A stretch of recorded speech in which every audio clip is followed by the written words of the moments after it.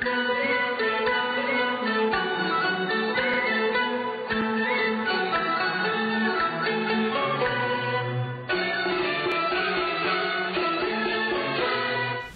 means of control for BBC Chinese service, apart from jamming and blocking, which is to deny visas to go to China, because we need to go to China. We need to talk to our audience, and we need to cover things like National People's Congress.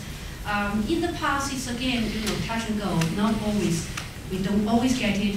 But what is quite curious is last year alone, our application to cover the National People's Congress in March, and later in the year to cover the Party Congress in October were both denied. First time round, the Chinese authorities said there is no quota for the China service. I mean, imagine hundreds of journalists from all over the world go to Beijing to cover this event, and there's no place for one Chinese producer from our service. And then later in the year, the Party Congress, they just didn't explain any reason. They just delayed, no progress, or it is still being reviewed by higher up authorities, so they gave up in the end.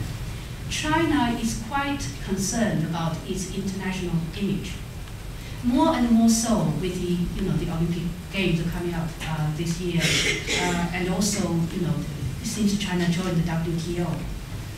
In the past, in the 1990s, you hear a lot of Chinese talking about how the West perceived China as a threat.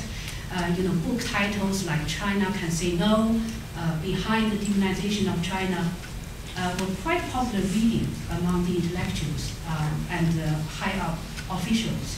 But since 2001, perhaps, China realized that with this event coming up, it would be more and more under the focus in the world's eye.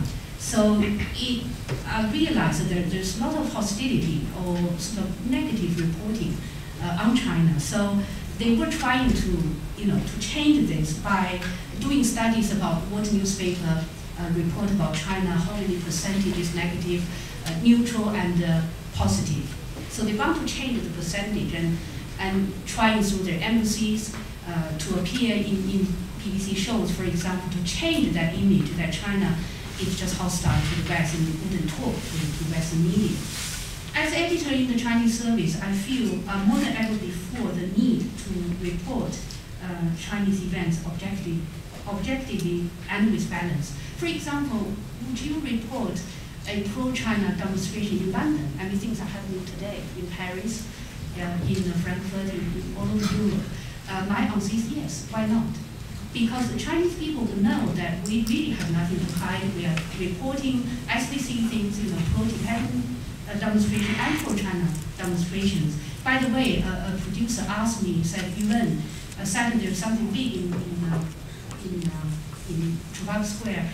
Do you want me to go? I said, have you done the hostile environment training or the public disorder course? She said, no. I said, no way that you can't go.